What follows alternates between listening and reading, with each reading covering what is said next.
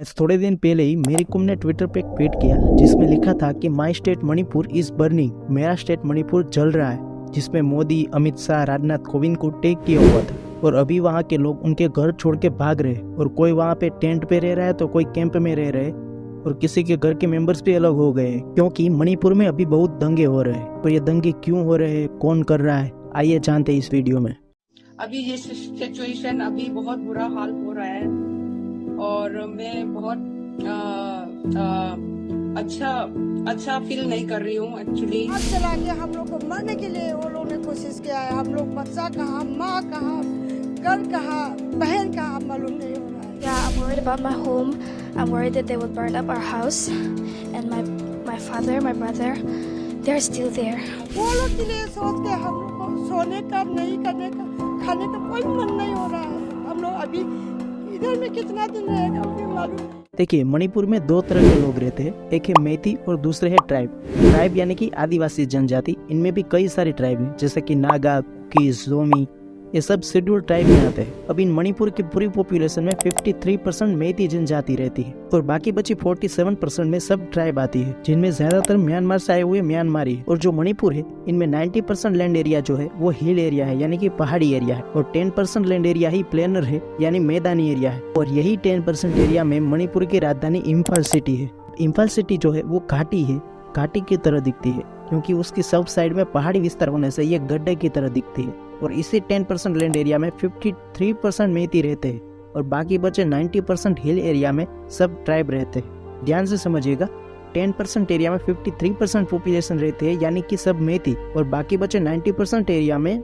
7% population tribe की इस पहाड़ी एरिया में रहती है। अब मेन प्रॉब्लम ये है कि ये जो मणिपुर है स्टेट सभी साइड से अलग अलग कंट्री से घिरा हुआ है।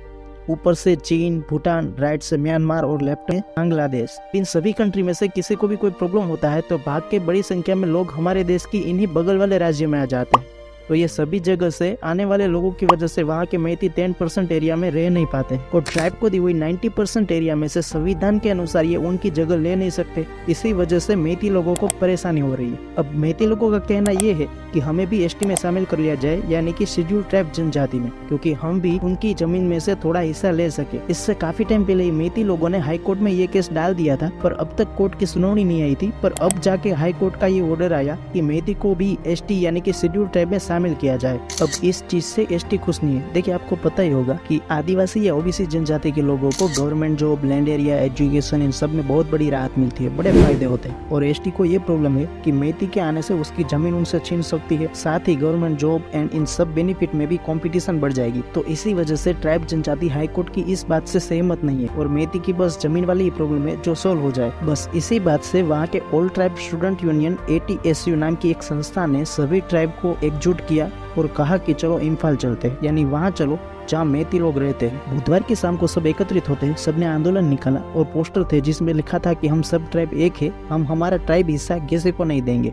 और इसी ट्राइब ने वहाँ हिंसा की शुरुआत की और लोगों के घर, कार, सब चीजें जलाना शुरू कर दिया। वहाँ के सीएम एक ओपन जिम का ओपनिंग करने आने वाले थे, उसी को भी अगली शाम को जला दिया गया। अब इसी हिंसा को देख के वहाँ के गवर्नर ने ऑर्डर दिया कि जो भी हिंसा करते दिखे उसे गोली मार दी जाए, यानी शूट एट साइट का ऑर्डर मिल गया। और इंटरनेट को बंद कर दिया गया, कर्फ्यू भी लगाई गई, इवन नाइट में भी कर्फ्यू लगाई गई। अब देखना यह है कि किसका पलड़ा भारी रहता है। आपको क्या लगता है कि इसमें कौन सही है और कौन गलत? कमेंट बॉक्स में जरूर बताना। चलिए फिर मिलते हैं किसी नए वीडियो में नए टॉपिक के साथ, तब तक के लिए जय हिंद।